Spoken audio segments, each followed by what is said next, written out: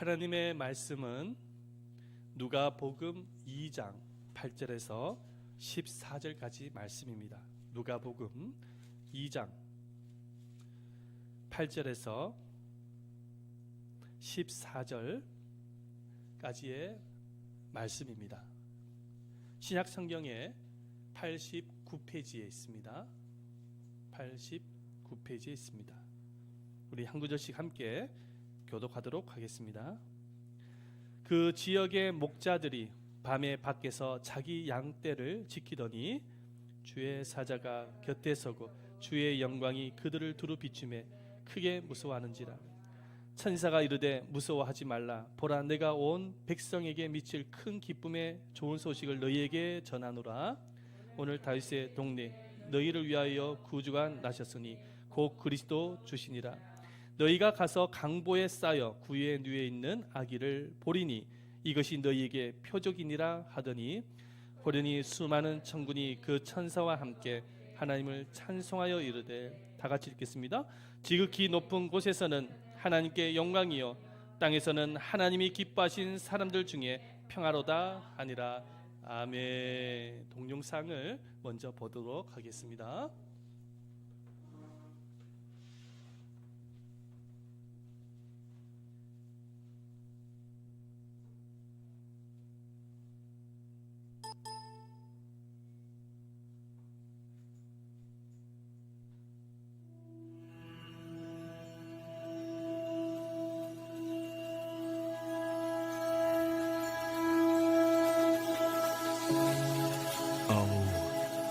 Holy night, when God as man descended unto us to erase the stain of sin and put an end to wrath. The entire world thrills with hope on this night that gives it a Savior. My people, kneel down and await your deliverance. For Christ has come. The Redeemer is here. May the ardent light of our faith guide us all to the cradle of the infant. As in ancient times a brilliant star guided kings from the east, the King of Kings was born in a humble manger. He has broken every bond. The earth is free and heaven is open. He sees a brother where there was only a slave. His love unites those that iron had chained. Who will tell him of our gratitude? For all of us, he is born. For all of us, he suffers and dies. And for all of us, he lives again. My people, stand up. Sing of your deliverance. Shout for joy and sing praise to the Redeemer. This holy night, this night divine, come and praise his name forever. His power and glory evermore proclaim.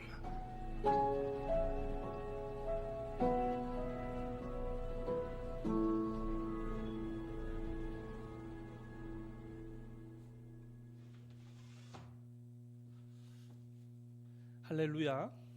네, 주의 이름 사랑 축복합니다. 아멘. 우리 다 같이 한번 따라 하십시다.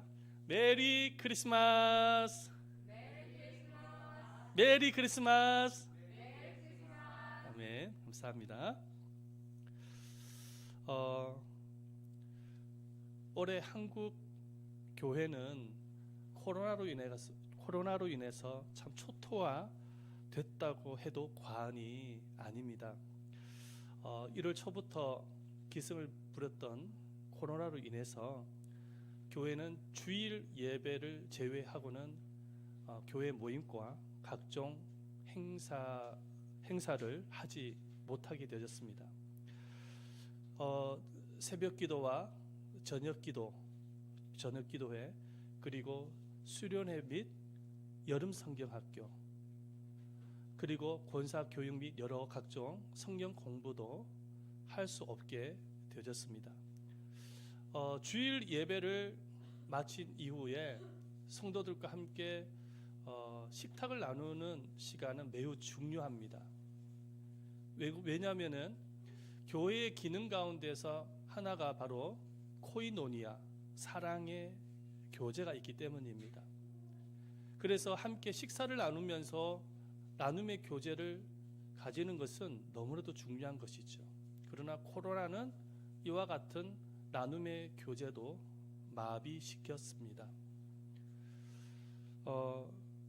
그런데 예상했던 대로 이 코로나는 성탄의 기쁨마저도 빼앗고 있습니다.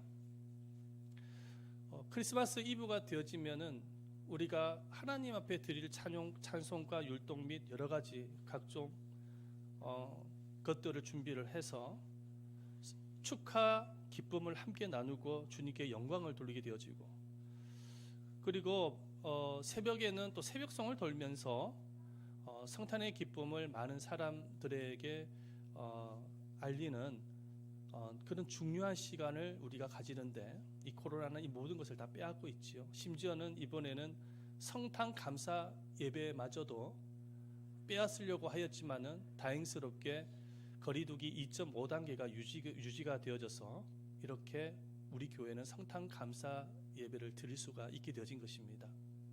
이렇게 코로나는 성탄의 기쁨을 빼앗고 있습니다. 성탄의 기쁨뿐만 아니라 여러분들의 신앙 성장과 교회 부흥과 하나님의 나라 확장 또한 빼앗으려고 하는 가운데 있는 것입니다. 이와 같은 코로나 시기에 우리는 이 성탄을 어떤 마음을 가지고 맞이해야 되는 것일까요? 코로나와 상관없이 우리는 성탄 되신 주님을 바라보면서 기쁨과 감사한 마음으로 성탄 예배를 드릴 수가 있어야 되는 것입니다. 왜냐하면 이 세상에서 가장 큰 기쁜 소식이 바로 성탄의 소식이기 때문입니다. 성탄의 기쁜 소식을 가장 먼저 전한 이는 누구냐면 천군 천사들입니다.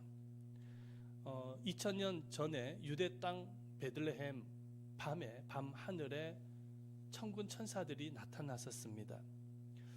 그때 목자들은 자신이 키웠던 양떼들을 돌보고 있었는데 천사들이 하늘에서 나타나서 찬란한 빛을 발하는 가운데서 나타나서 천사들은 목자들에게 하나님의 말씀을, 기쁜 소식을 전하게 되어졌습니다.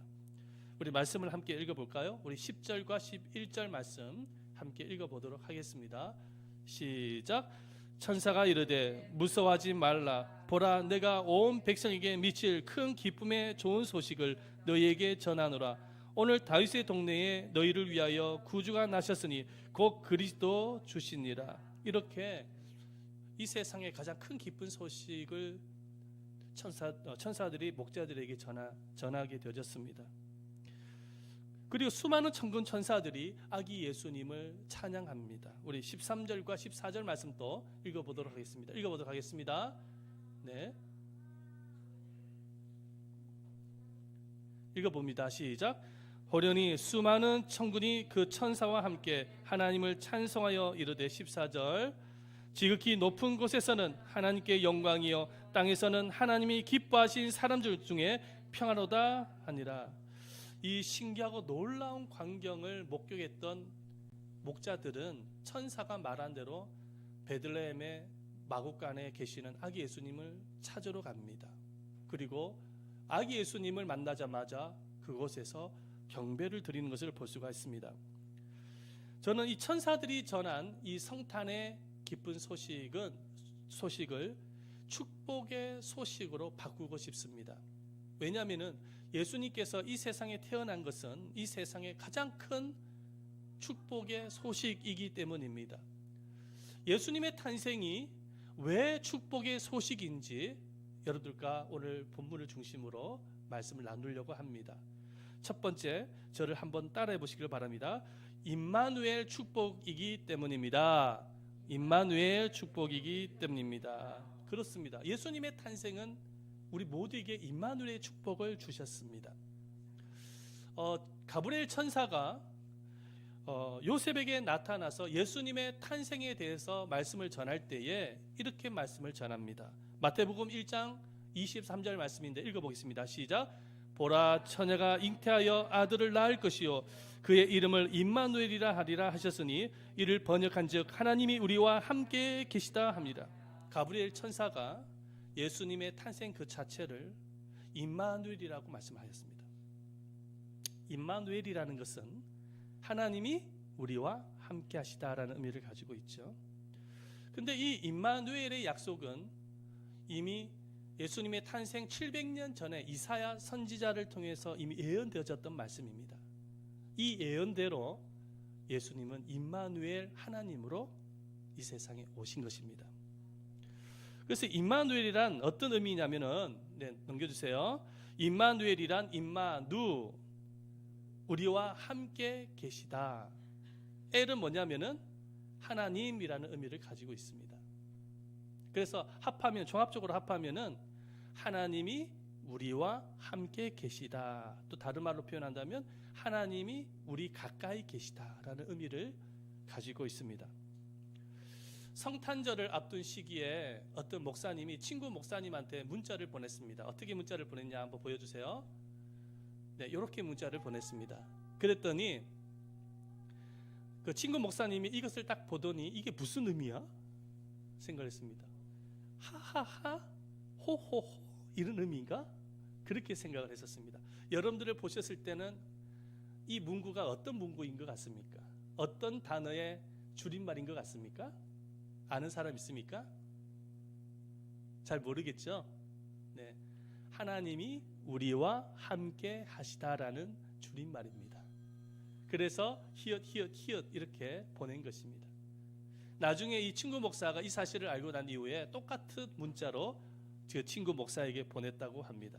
여러분, 예수님은 우리와 함께 하시기 위하여 이 세상에 오신 분이십니다. 그래서 여러분들이 집에 있을 때도 주님은 함께하고 계시고, 직장에 있을 때도 주님은 함께하시고, 잠잘 때도 함께하시고, 아플 때도 함께하시고, 평안할 때도 함께하시고, 여러분, 우리 주님은 영원토록 우리와 함께하시는 것입니다. 그래서 예수님이 하늘에 승천하실 때도 제자들에게 마지막으로 남긴 말씀이 세상 끝날까지 내가 너희와 항상 함께하겠다라고 약속하신 것입니다. 그래서 이 세상에서 가장 축복된 인생은 어떤 인생이냐면 주님이 함께하는 인생입니다. 이 세상에서 가장 축복된 인생은 주님이 함께하는 인생이에요. 옛날 어느 나라에 사냥을 좋아했던 왕자가 있었어요. 그런데 이 왕자가 사냥을 즐기다가 그만 낭떠러지에서 떨어지고 말았습니다.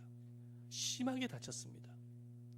근데 마침 지나가던 나무꾼이 그 장면을 보고 그 왕자님을 치료해 주면서 왕궁으로 이렇게 무사히 돌려보내 주었습니다.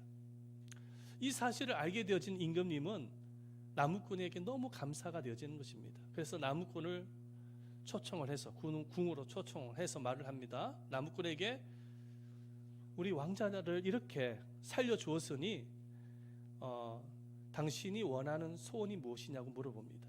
소원을 다 들어주겠다고 말을 합니다.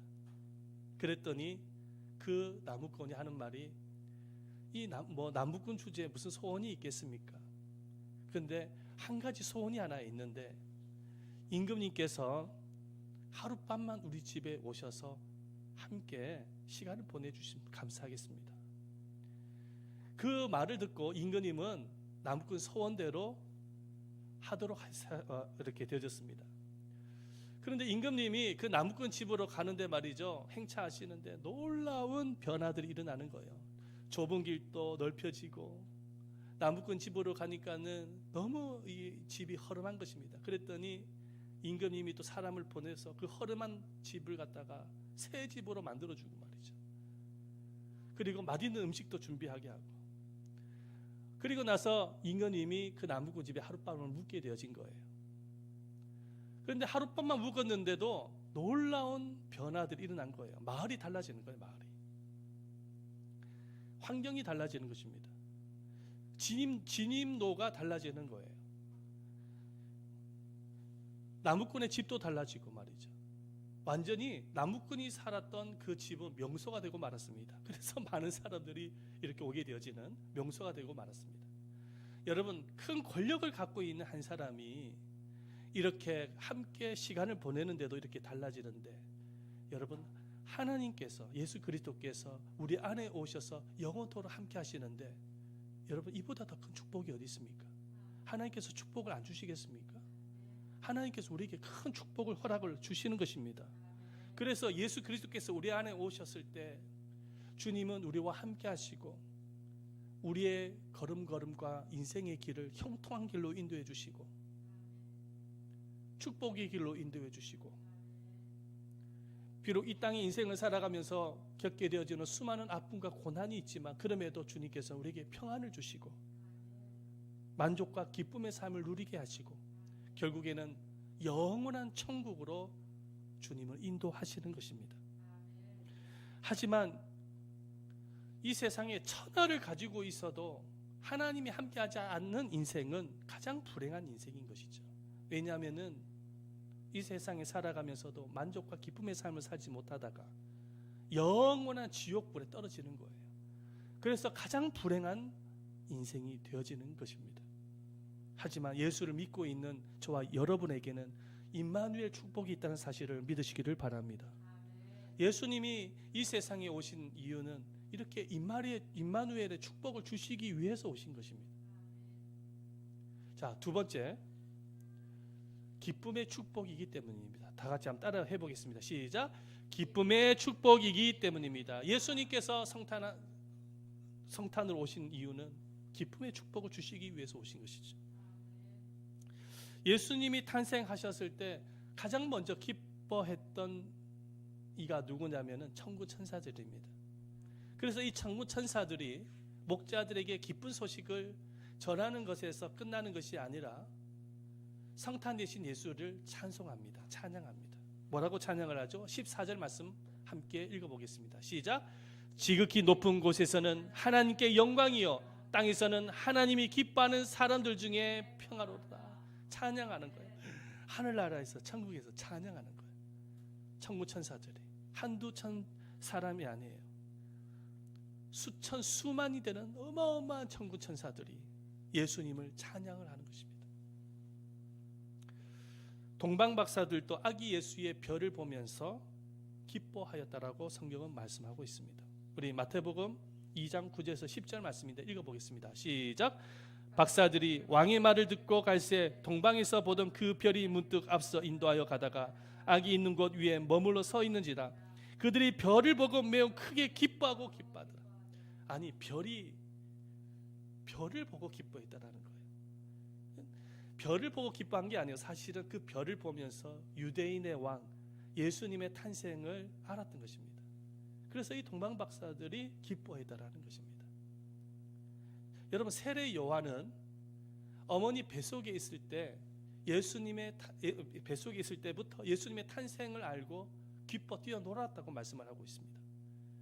세례 요한의 어머니는 엘리사벳입니다. 이 엘리사벳이 마리아가 아기 예수님을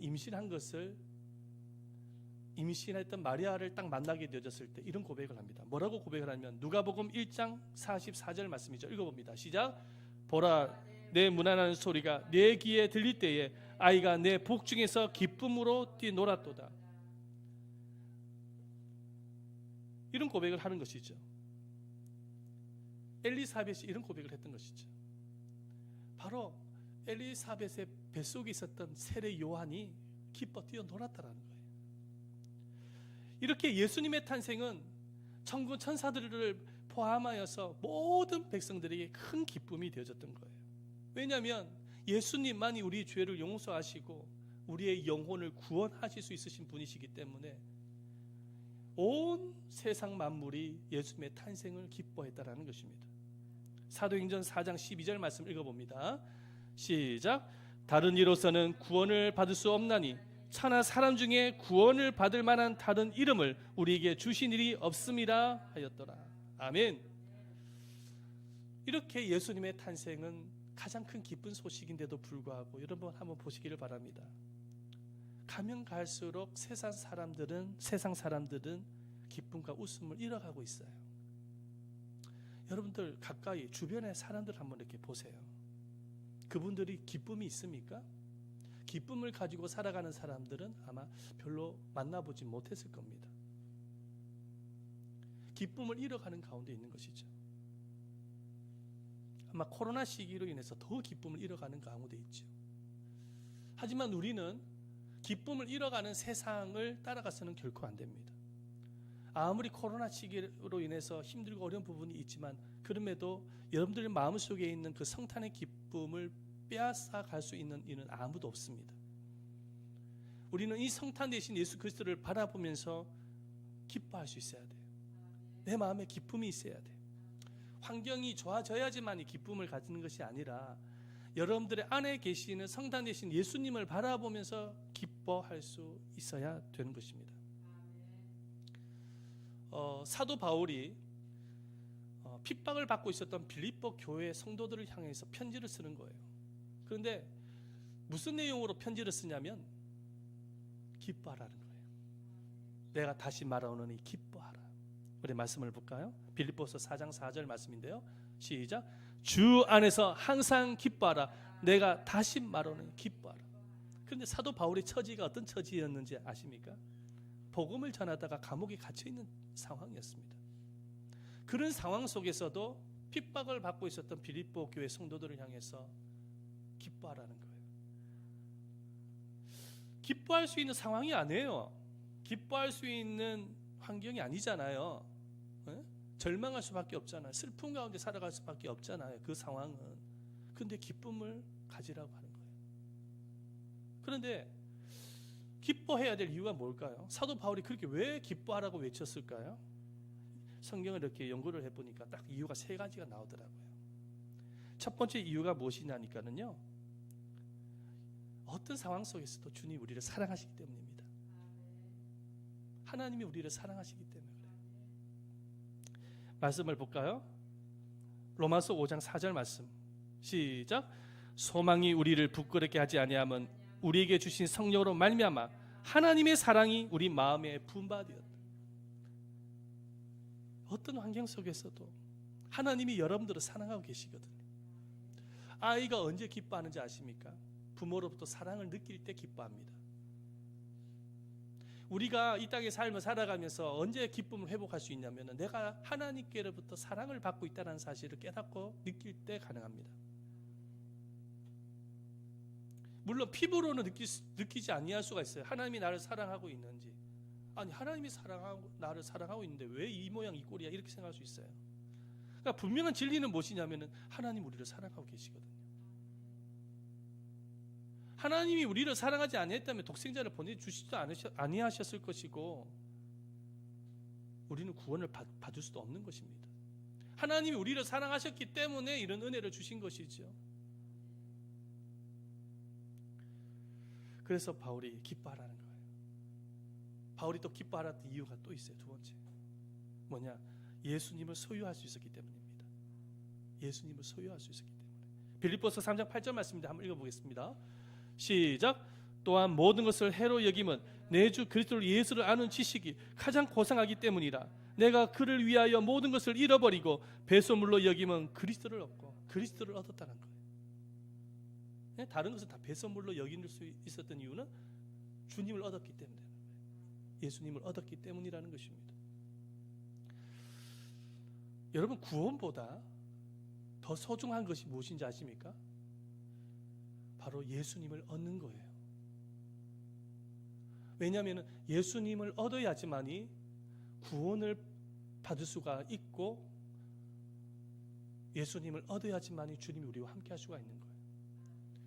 예수님을 얻어야지만 기도 응답이 이루어질 수가 있어요. 예수님을 얻어야지만이 주님이 원하시는 풍성한 삶으로 인도함을 받을 수 있는 것입니다. 이 세상에서 가장 소중한 것이 무엇이냐면은 주님을 얻는 것입니다. 그러나 여러분들은 정말 예수를 믿음으로 인하여서 이미 예수님을 얻은 백성들인 것입니다. 그래서 상황이 어떠하든지 환경이 어떠하든지 상관없어요. 잘 풀릴 수도 있고 안 풀릴 수도 있어요. 잘 될 수도 있고 안 될 수도 있어요. 열매를 얻을 수 있고 안 맺을 수도 있고 다 하나님이 하시는 거예요. 하나님의 주권 가운데. 내가 어떠한 처지 가운데서도 기쁨을 가질 수 있는 이유, 주님이 있기 때문에요. 주님을 얻었기 때문에. 사도 바울 한번 보세요. 그런 고백을 하잖아요. 모든 것을 다 배설물로 여긴다 그러잖아요. 왜냐? 가장 소중한 것을 얻었기 때문에. 예수님을 얻었잖아요. 아멘. 예수님을 얻었잖아요. 뭐가 더 부럽습니까? 예수님을 얻었는데. 예수님을 얻은 것은 모든 것을 다 얻은 것이나 다름이 없는 것입니다. 그렇게 믿으시기를 바랍니다. 그래서 기뻐해야 된다라고 전하고 있는 것입니다. 마지막 세 번째 이유가 뭐냐니까, 하나님은 모든 것을 합력하여 선으로 인도하시기 때문입니다. 네, 이거 아닙니다. 우리 말씀을 한번 볼까요? 로마서 8장 28절 말씀 읽어봅니다. 시작. 우리가 알거니와 하나님을 사랑하는 자 곧 그의 뜻대로 부르심을 입은 자들에게는 모든 것이 합력하여 선을 이루느니라. 아멘. 여러분, 주님이 우리 안에 오셨기 때문에 결국에는 모든 것을 합력하여서 선으로 인도해 주실 것입니다. 여러분들의 사정이 어떠하든지 상황이 어떠하든지 간에 하나님은 결론은 자녀를 실망시키지 않습니다. 합력하여서 반드시 선으로 인도해 주실 것입니다.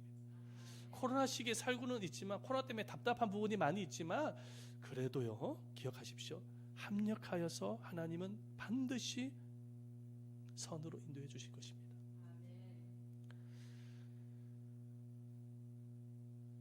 그래서 바울이 빌립보 교회 성도들을 향해서 기뻐하라, 기뻐하라고 강조할 수 있었던 것입니다.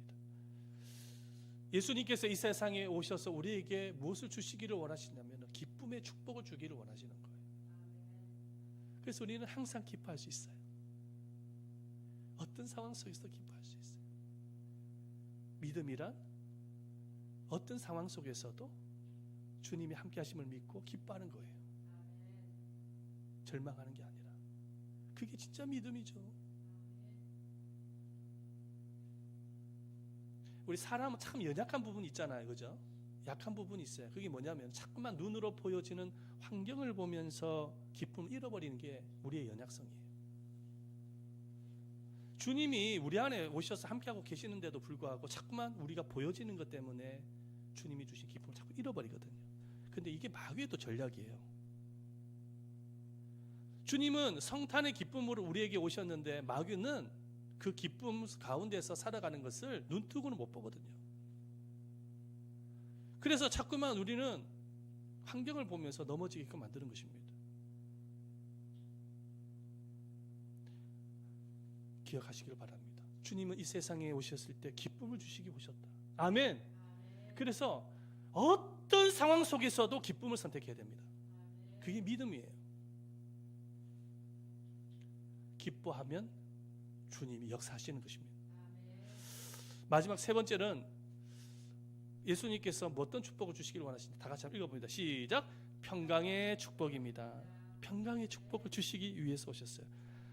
천부 천사들이 주님을 찬송을 하는데 이렇게 찬송을 해요. 14절 시작. 읽어봅니다. 땅에서는 하나님이 기뻐하시는 사람 중에 평화로다. 아멘. 이 천부 천사들이 막 오케스트라처럼 찬양을 하는 거예요. 하모니를 이루어서 찬양하는데 예수님의 그 탄생 자체를 알고 있는 거예요. 왜 오셨는지. 그게 뭐냐? 땅에 있는 모든 사람들에게 무엇을 주기 위해서? 평화를 주기 위해서 오셨더라고요. 평화.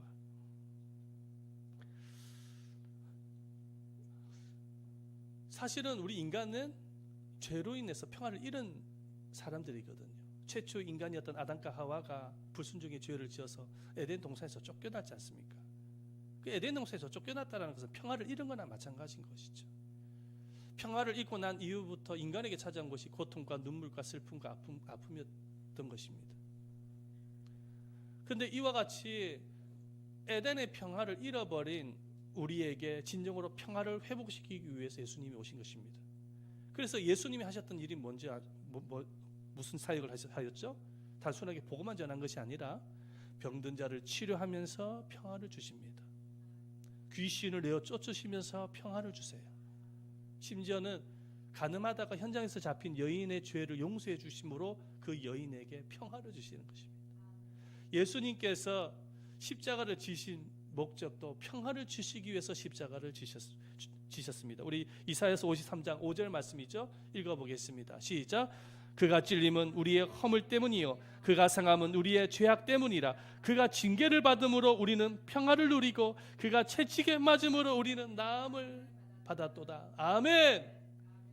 그가 징계를 받음으로 우리는 평화를 누렸다는 것입니다.